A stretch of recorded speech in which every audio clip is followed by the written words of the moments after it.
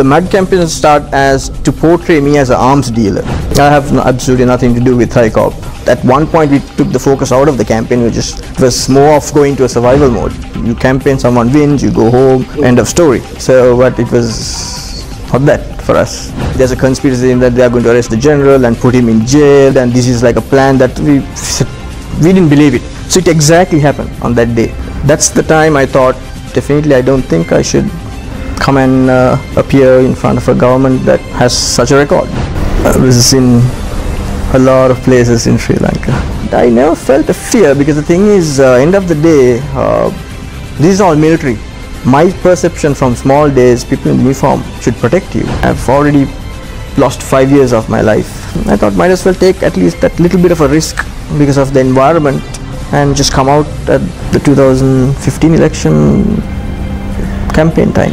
As far as I know, there was no such deal between Ashanti Thilakaratne and Mahinda Rajapaksa. As far as I know, I think it was created by the media. The son-in-law of Field Marshal Sanath Fonseca, who's for the first time agreed to do an interview with the Daily Mirror. We welcome you, Danuna, for this interview for Daily Mirror Print and Daily Mirror Online. Thanks for having this with me, and Thank you. So to start off with, Danuna, you are known mainly as this controversial character who's been dodging the law, and as of course as the son-in-law of former Army Commander General Fonseca. If you could tell us a bit of background of yourself, who are you? Who's Danuna Thilakaratne? So actually, little bit about me. Like I attended Royal College from year 1 till year 11. I mean grade 12. That's high levels here. I've done many sports. While I was in school, I was a scout, adventure club member. Little bit of swimming. I was a oarsman. Basically, my main sport was I was a rower for Royal College. Rowed for Royal Thomond in '99. So that was my background when I was in school. Then after that, I was a prefect. We had to serve Royal College prefectships. Go for 1 year after school. Once you get out of school.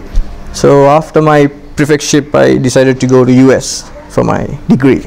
So I went to US in 2000. Then I was involved in a degree, Management Information System, graduated in 2004. Then started working as IT consultant for a satellite company. Then I was working for about 6 years, so my total experience there was about 10 years in US. And by that time, were you married? Or? I got married in 2008. Then 2009 end came, then actually General Fonseca has decided to go for the campaign. So then I came to Sri Lanka to support him. In 2010, actually the campaign didn't go the way we expected. And of course then the game started as soon as the elections were over. Elections were over. Right. So before going that far, I don't know if you could tell me, where does the High Cop come in? When did you get involved with High Cop? And it was one of the main mud campaigns from my point of view, which started end of 2009, mainly to hit General Fonseca. They just tied me into the company. I was not a director. I was not a part of the company as well. So the mud campaign started as to portray me as an arms dealer. That's how it initially started. Throughout the campaign, there were advertisements put in the newspapers with me, with armored tanks and so many things around me, saying that I was dealing with this. So as soon as the campaign got ended, then it took a different toll.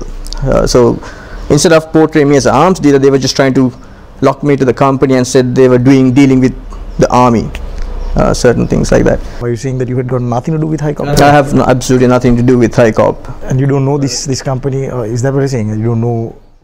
No, I mean I got to know certain things as this was brought on me, but which I was not involved at all. Yes. So before 2009, you said you came to Sri Lanka in end of 2009. Correct. Were there any dealings with you and your father-in-law? Was there any sort of business dealings? No, actually there was absolutely not any deal. I mean, the only business I did in Sri Lanka, I had a company called Lanka Adventure. We were into adventure sports, which again, if you relate to my background, I was a scout and adventure club member. We used to go to Himalayas, climb all the mountains. So that was my company in Sri Lanka. So I was not involved with any kind of dealings, and I mean, everyone knows General Fonseca. He's not a businessman. He doesn't do business. He's not interested in that subject. And if you talk to anyone in the business field, anyone who has dealt with the army, they would tell you the story, how he works. So I mean, definitely we didn't have a reason to do that, and we were not a part of it. And before we move on further, your family background, if you could tell us a bit. Actually, I was born into actually my dad's military officer in the Sri Lankan army. Actually, when I was born, my dad was officer. I had a very big military background. I mean, all our friends, we grew up in a military community for so many years. So all our friends who were big, who had the military background and who were in the army, most of them. My mom, she's a beautician. She has a salon, and she's in the beauty industry. And my brother, I have one brother who's a banker. It's due to this background that I'm assuming that you met your wife to be at that time? Actually, no. Since we were military kids, since we grew up in the military environment, we were neighbors. So we go way back. I mean, from childhood friends to. So that's how I knew General Fonseca, and how we got. Actually, families were friends. We were family friends before, and that kind of affiliation.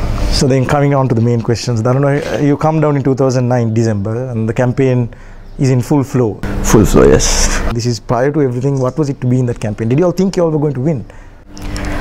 Yeah, of course. I mean, one of the reasons, again, why General Fonseca wanted to compete in 2010 was he's a man who had a vision. I mean, he's totally based on anti-corruption. He doesn't like corruption, and he felt at that time how things were done was not appropriate, and he didn't like it. So he thought, I mean, since I did my duty, my first duty of ending the war, since he has more capacity and more time, he thought, let me just, take over and get this country in one place, try to make it a developed country in a very short period of time. We are still struggling. If you look at all the nations around us, they are very advanced. So we thought we are lagging behind as a country. So that was his vision. So actually we thought we will win, of course. While you were in the campaign trail, did you think that there was a chance of winning? We would have won? Yes, I mean, because I used to go for the meetings those days. Every meeting I went, there were like old veteran politicians. Everyone said, I mean, this is the biggest crowd I've seen for these campaigns. I mean, for each campaign I went, so it looked very positive. Everyone was supportive. When you speak to people around, majority, I mean, of course, there were you don't get 100% of the people supporting you, but you see the majority. You have about 70-80% who were talking about you, who were supporting for you, and we thought definitely it was the right time and the right thing to do.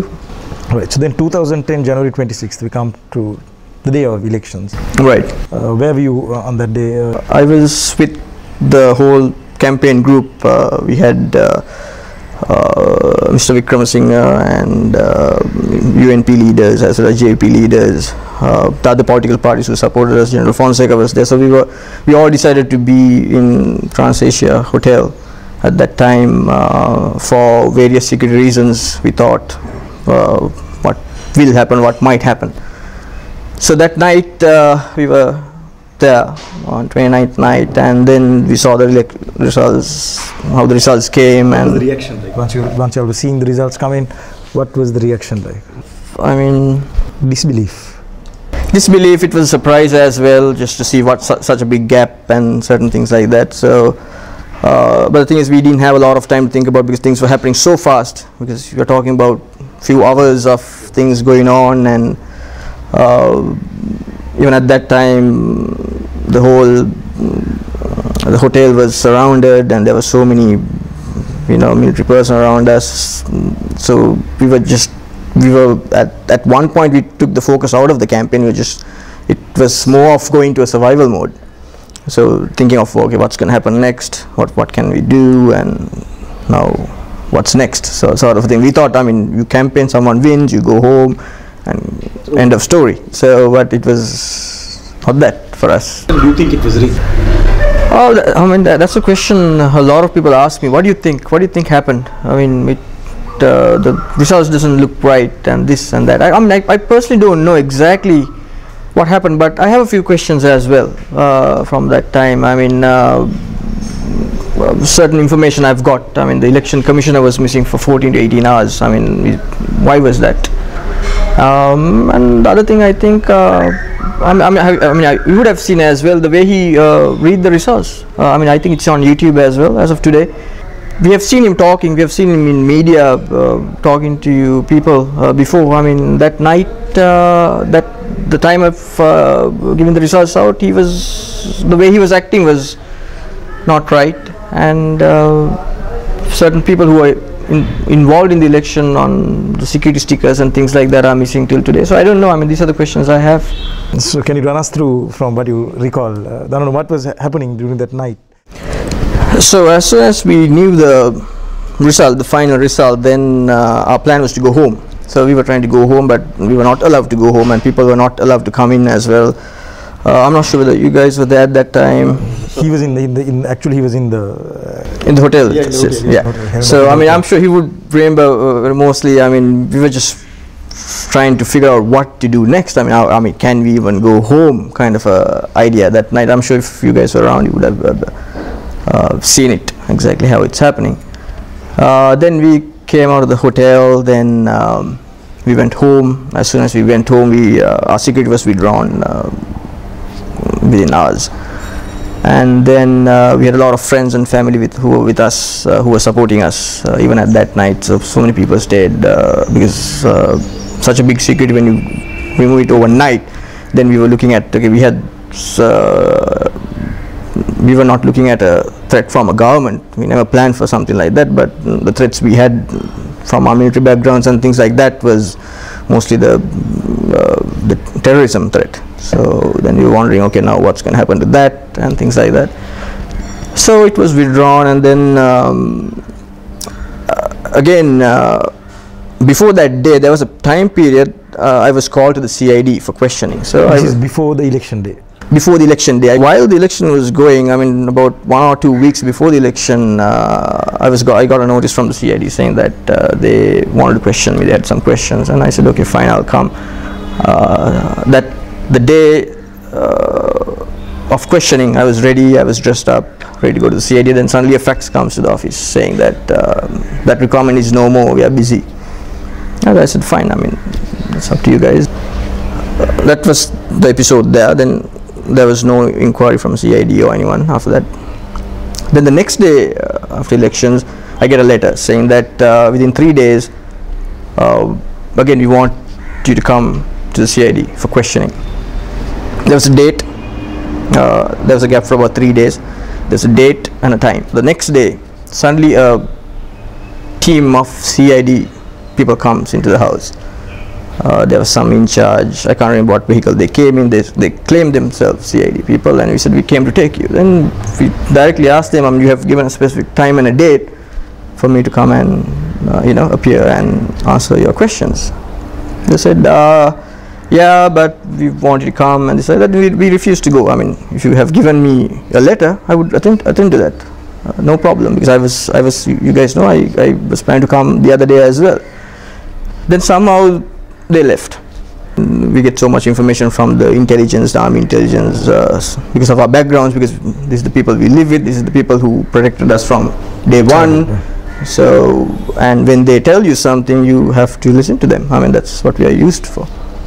Then they said, I mean, we don't know what's going to happen, but what we have heard is they really want to get a statement from you against General Fonseca at that time, General Fonseca. And that was their plan, and at any cost they are going to get that. If you go, that's what you have to do till, or else you're not going to come out of it. So that's the information I got.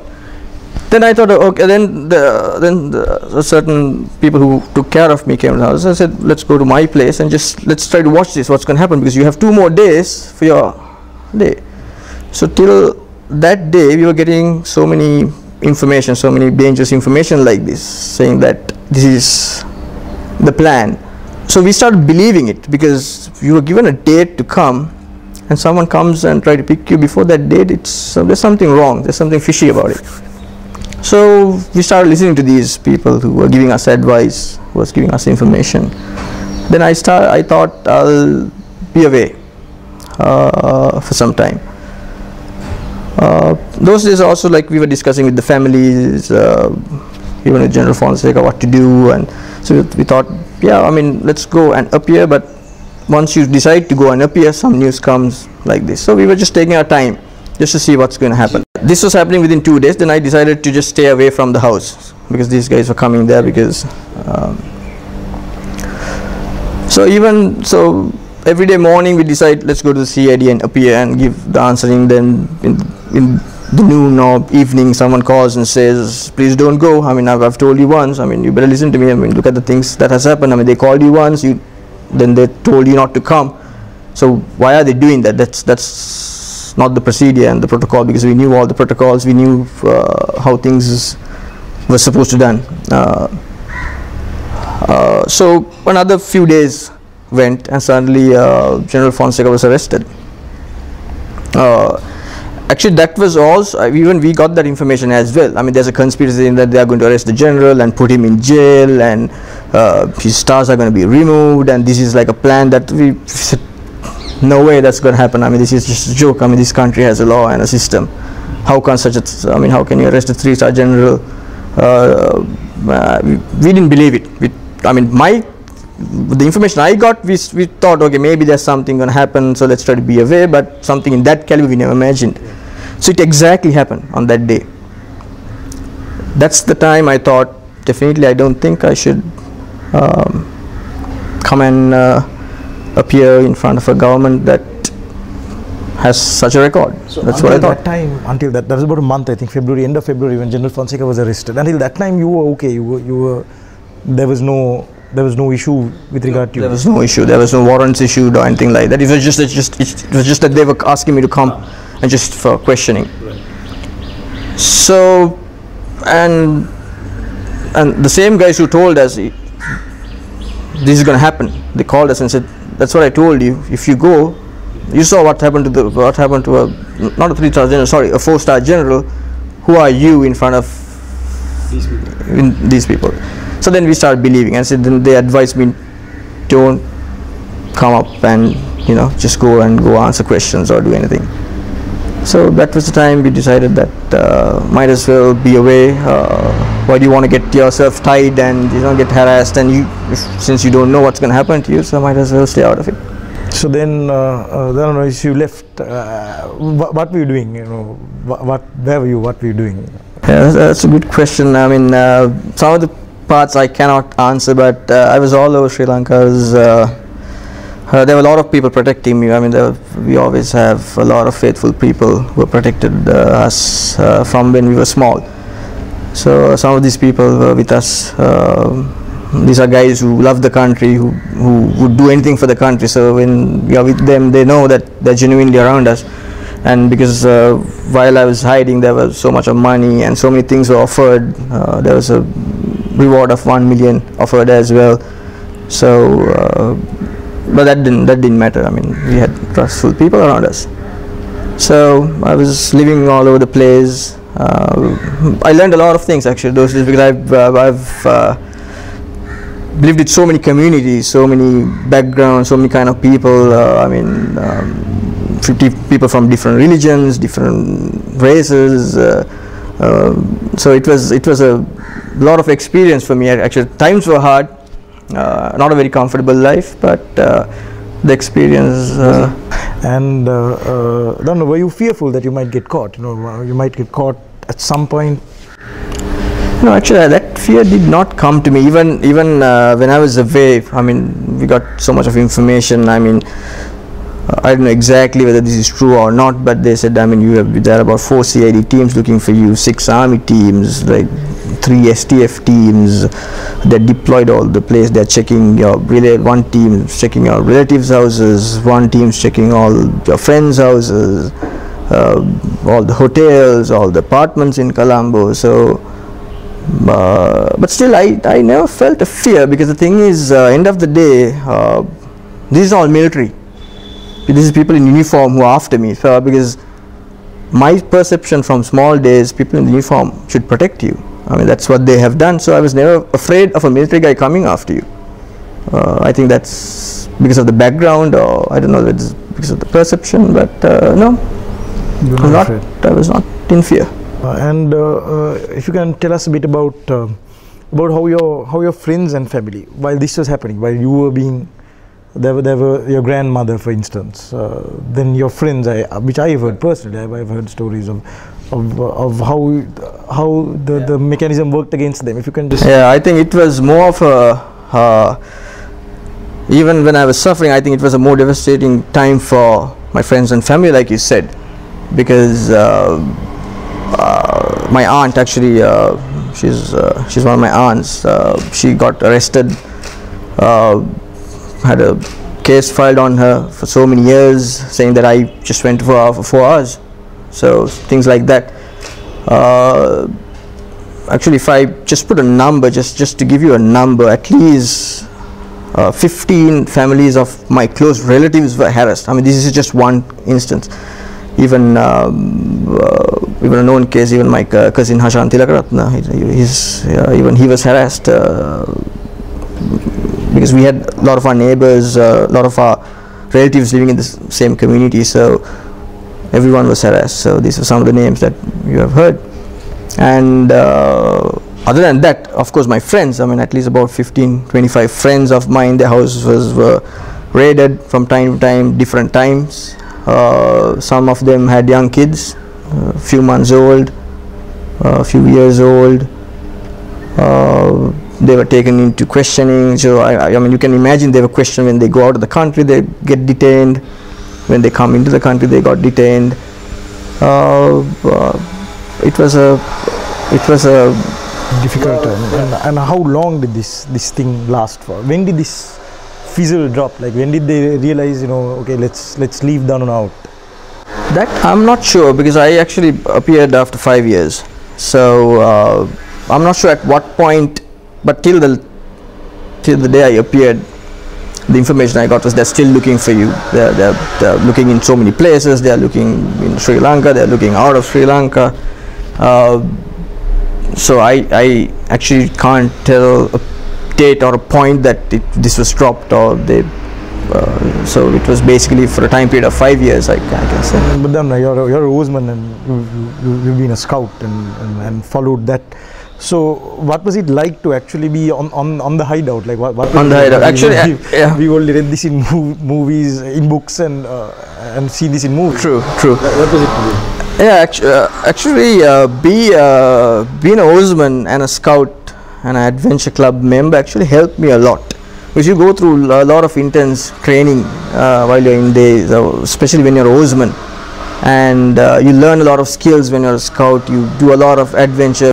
Actually, all these little things that I learned in school helped me. The military background, the friends we had,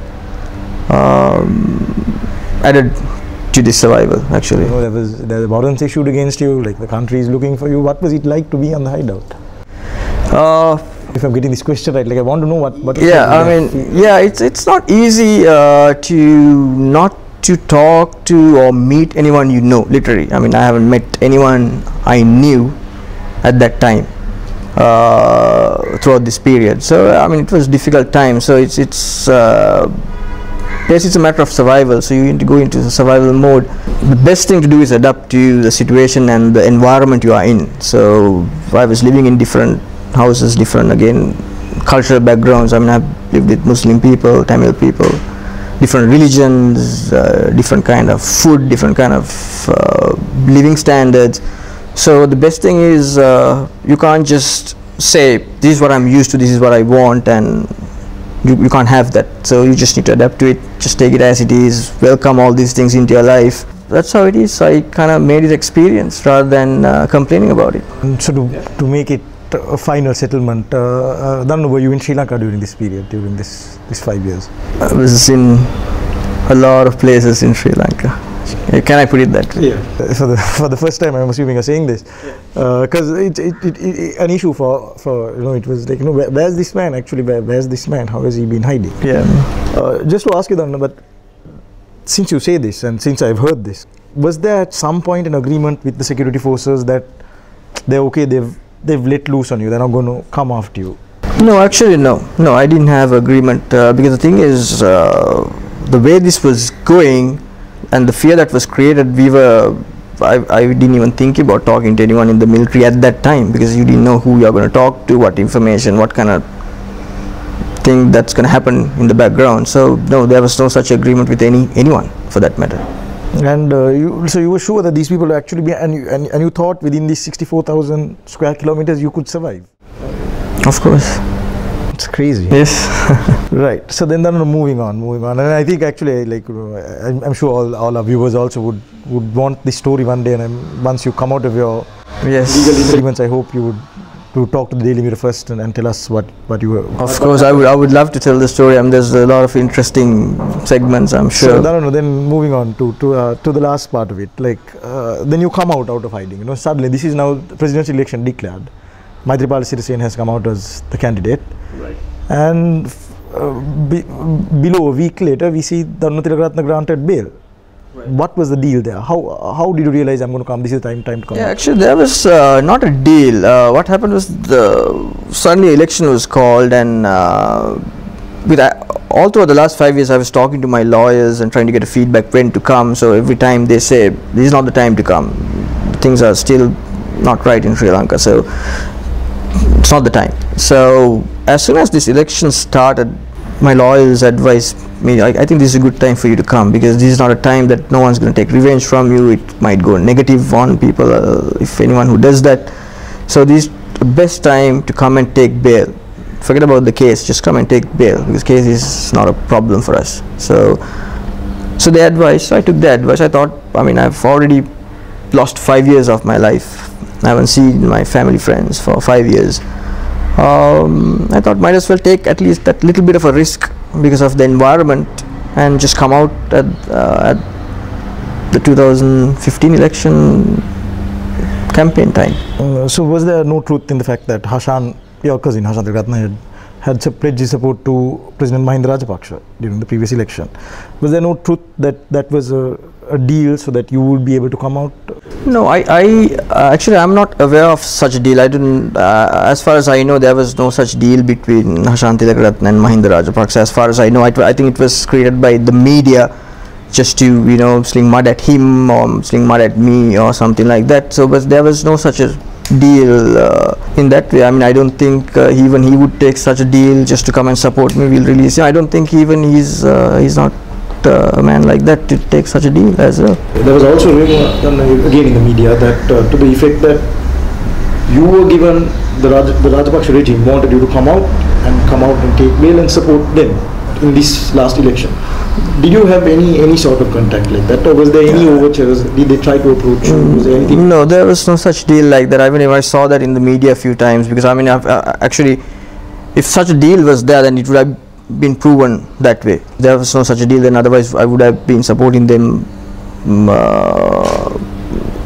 on the out, right? Then you would have seen that. No, actually in 2010 I believed in a cause. It was not only about supporting General Fonseca, it was a cause that I was supporting, a cause that I believed in. So I held into my policies and my ethics and standards, so I didn't take such a deal. Did they approach you at any point? There was certain through your friends and certain things, there were certain things that came into me, so I didn't know whether these were actually initiated by them or created in the middle, or whether this is some kind of a trap, or I didn't even look into it. So but there were so many very lavish I don't know, what do you call, offers. Yeah. Let me get back to again you coming out. So once you came out, you were you confident that this did you support the overthrowing of this regime? I actually so-called good governance, I always supported that, because 10 years of my life after school I lived in the US, so I've seen how things are governed, seen how politicians have behaved, seen how systems are run, seen how the communities live, like simply. So I always liked that way of living. I mean, you don't create harm to your neighbors. You live such a peaceful life. So I always supported the concept of good governance. So of course, if anyone who wants to do that, I would definitely like to support. I think it's our duty to do that as a citizen of Sri Lanka, rather than just going blind eye supporting anyone. And also during this time, I'm coming back to your release. There was this sort of issue that that there was again that General Fonseca was going to join the government, and there was a pending divorce between you and his daughter. What is actually the status? If you can clear that out for. This is you're referring to the recent media activities. Yes. Not by the mainstream media, but some of the gossip channels. Yes. Yeah, actually, I mean, I was been away from my wife for 5 years, and I mean, we have a mutual understanding and agreement. We thought we'll go separate ways because even she has a background that she doesn't like how the things happen here, and so it was a mutual agreement, and it was a mutual decision that we took to head our own ways and be separated. And our families are backing us, both of us, as well as, I mean, still we are two close families. I mean, that's my family to me as well.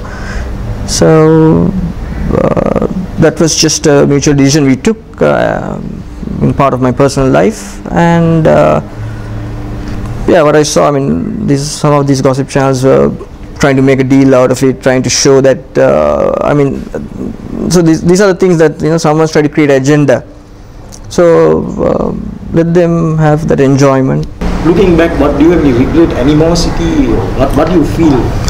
No, actually, I don't have any hatred towards anyone. I mean, looking at that, I mean, it's a thing to laugh. I mean, such a small thing you create. I mean, I think this is a good example of what you need to avoid as any leaders in this country. I mean, just look at, I mean, General Fonseca went into election, his son-in-law lost 5 years, my mother was filed a case, she has gone to the CID over 44 times.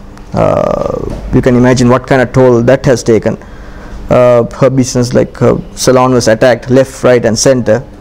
My father was attacked. I mean, the due permits from the military was also restricted for him. My brother's place, he was harassed. We had 24 hours spies around the house. My relatives, my friends, I mean it's a separate story if you go into detail, which has happened. So I think that is totally unnecessary. So you can imagine the amount of government resources they have spent to do such operation or whatever it's called.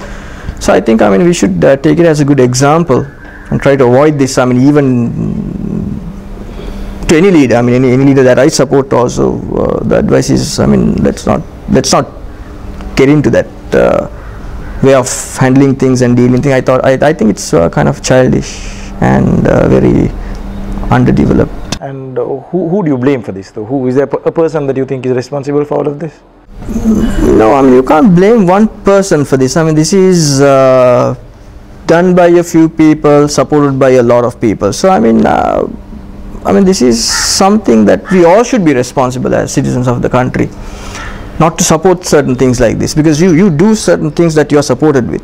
So if you don't go support a bad cause, that's not going to happen. So for someone to do this to me or anyone in this country, they have to have a lot of backing, a lot of power. So that power doesn't come by one person. So it has definitely come from a huge set of mind. So I think the idea is to change this way of thinking. And so do you feel a sense of accomplishment today that you overran all these powers? You overran. I know how we know how the intelligence works. We know how the internet works, and you evaded all of this. Does it give you some sort of Yes, I think I stood up for my cause again. That this was part of the agenda. So I think I've won what I need to achieve. I think I've proved my point. I think that's about it. And look into the future, then. Where would we see Danuna from now on? Now that you're out in the open. Actually, now I'm since I appeared recently, I'm in the process of just establishing myself. Actually at this moment I have 3 cases pending again. My aunt case was, we won the case. So that whatever that high cop case, it's still proceeding. My mother's case is still proceeding. 2 days, actually yesterday I got my Jeep back. Actually my Jeep had a case, I mean, believe it or not. But the Jeep is back, but the case is still proceeding. So my main focus is to resolve these, get things back in track, and then to get myself established back again. Established as mainly I was I was IT consultant in US, but I'm interested to get into become an entrepreneur, so start my own businesses and things like that. So I want to get myself established that way in Sri Lanka.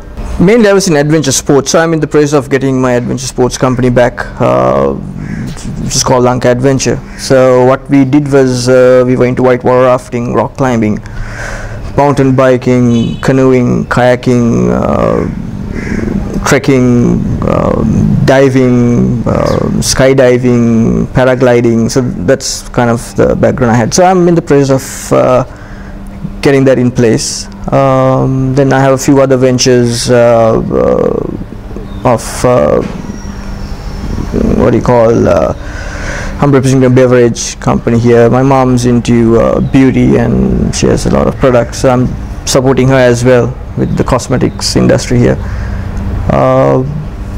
Certain things like that. And Danuna, there's this accusation, before we wrap up, there's this accusation that Danuna is a dodgy businessman. You know, he's done underhand dealings, you know, that is what has been created. Correct, by the media. So what do you have to say to this?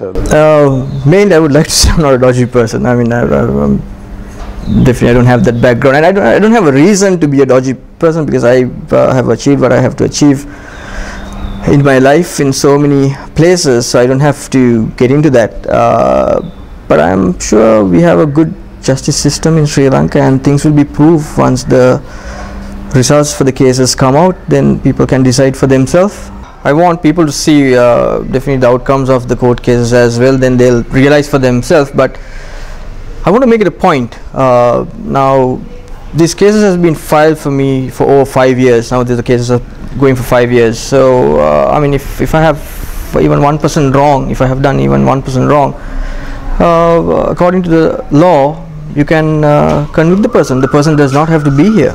So if I was not convicted for the last 5 years on a prominent case in Sri Lanka, how much more time do you want to analyze a case like that? And they had all the freedom and the right to do that.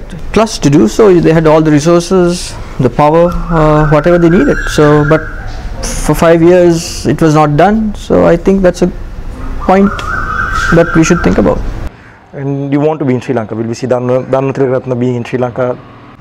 Actually, this is where I want to be eventually. Even when I was studying and living in US, I always planned. The reason for me to start an adventure sports company, I always wanted to come back and be here, because this is my place. This is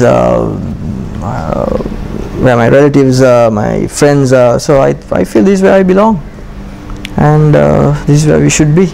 And finally, Danuna, and what have you got to say to your viewers? And mainly, I think you learn from all the events that happen in your life. I feel you should not have hatred and get tied to anything.